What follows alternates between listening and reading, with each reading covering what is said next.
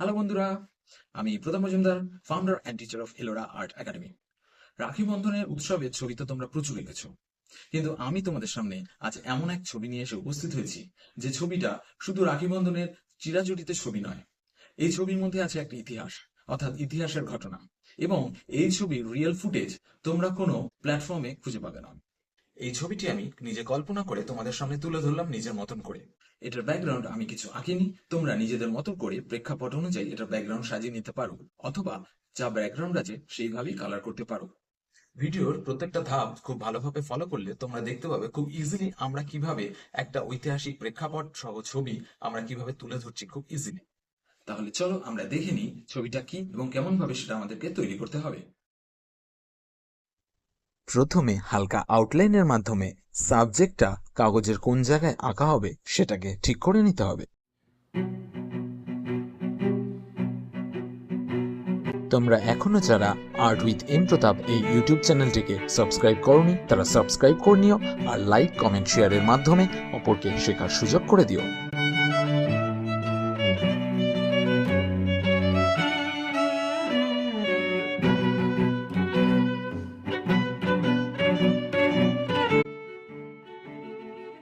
এই ছবিটি আঁকা হয়েছে 1905 সালের পটভূমিকায় বঙ্গভঙ্গের প্রোটেস্টের উপর বেস করে, যেখানে হিন্দু মুসলিম সকলে জাতি ধর্ম নির্বিশেষে একে অপরের হাতে রাখি বন্ধন করে ঐক্যের বার্তা সারা সমাজে প্রচার করে। আর এর অগ্রপথিক হলেন স্বয়ং কবিগুরু শ্রী রবীন্দ্রনাথ ঠাকুর। এখানে রাখি এক ঐক্যের বন্ধন হিসেবে আমাদের সামনে উঠে এলো।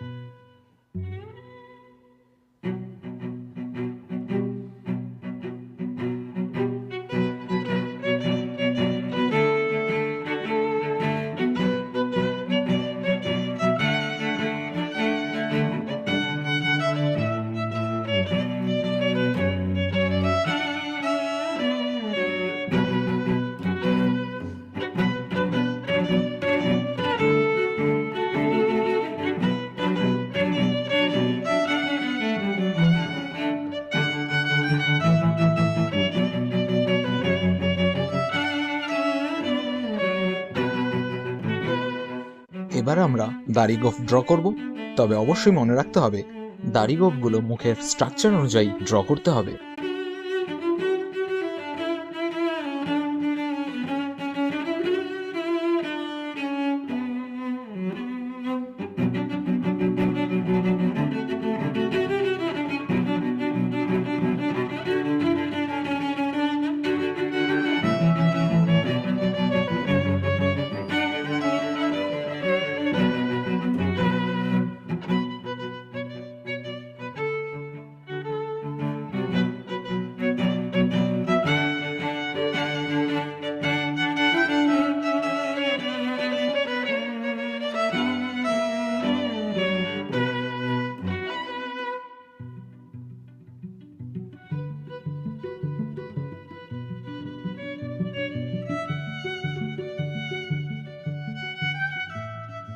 এখানে দাড়িটা ফেসের স্ট্রাকচার এবং হেডের মুভমেন্ট অনুযায়ী ড্র করতে হবে।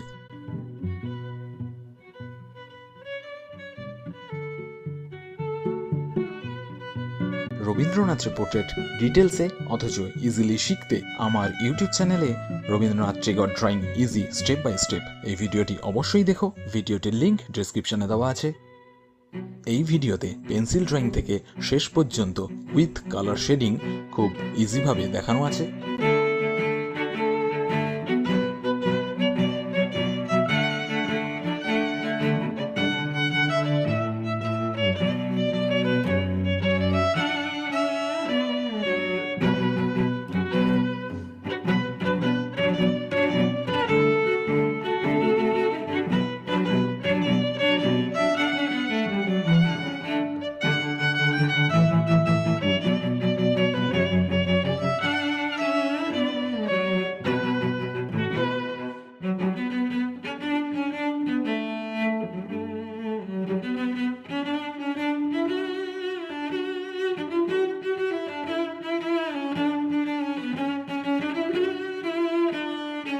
এবার আমরা রাখিটা ড্র করব। রাখিটা বোল্ডভাবে ড্র করতে হবে, অর্থাৎ গোটা গোটা আর স্পষ্টভাবে রাখিটাকে ড্র করতে হবে আমাদের। আমি এখানে একটা ডিজাইনে রাখিটাকে ড্র করেছি। তোমাদের যদি অন্য কোনো ডিজাইন মনে হয় তাহলে সেই ডিজাইনে তোমরা রাখিটাকে ড্র করতে পারো।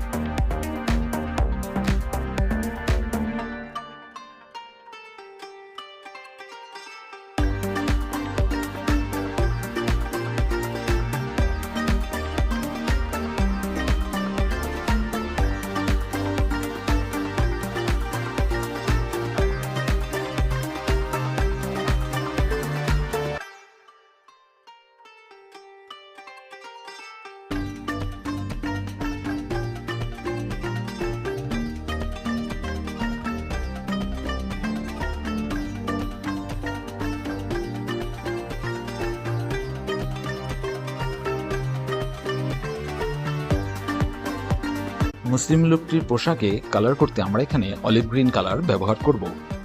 যাদের অলিভ গ্রিন কালার নেই তারা ডিপ গ্রিন কালার ব্যবহার করতে পারো।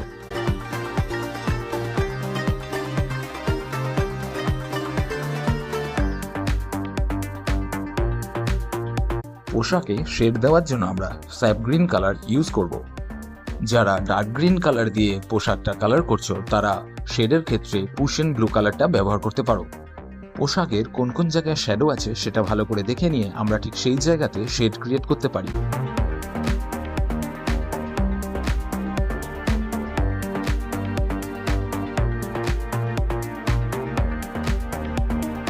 এখানে আমরা পুশিয়ান ব্লু কালারটা ইউজ করে শেডটাকে আরেকটু ডিপ অর্থাৎ ডার্ক করে তুলব।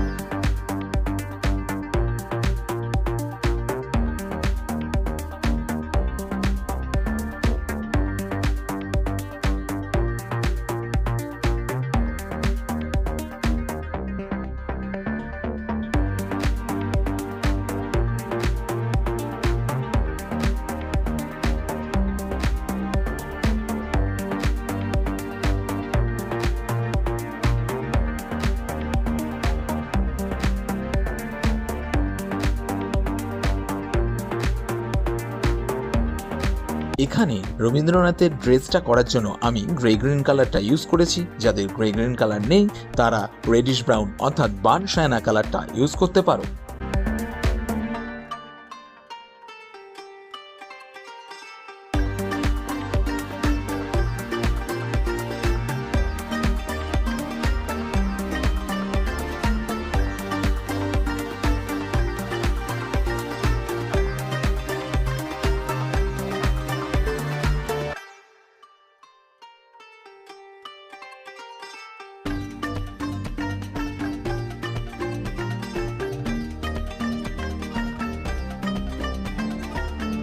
রবীন্দ্রনাথের ড্রেসটাতে শেড করার জন্য আমি এখানে পার্সিয়ান ব্লু কালারটা ইউজ করেছি এবং পার্সিয়ান ব্লুটাকে মার্চ করার জন্য আমি এখানে গ্রে গ্রিন কালারটা ব্যবহার করব।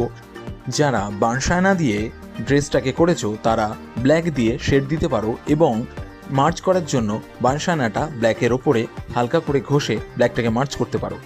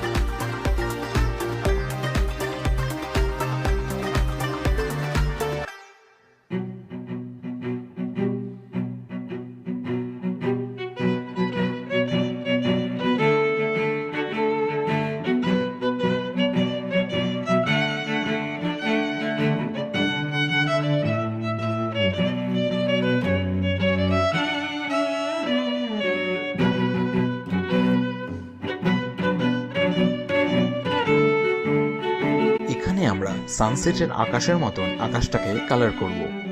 তার জন্য আমরা ব্যবহার করব deep yellow, light yellow colour, medium yellow colour. যাদের লাইট ইয়েলো নেই তারা ডিপ ইয়েলো এবং মিডিয়াম ইয়েলো কালার ইউজ করতে পারো।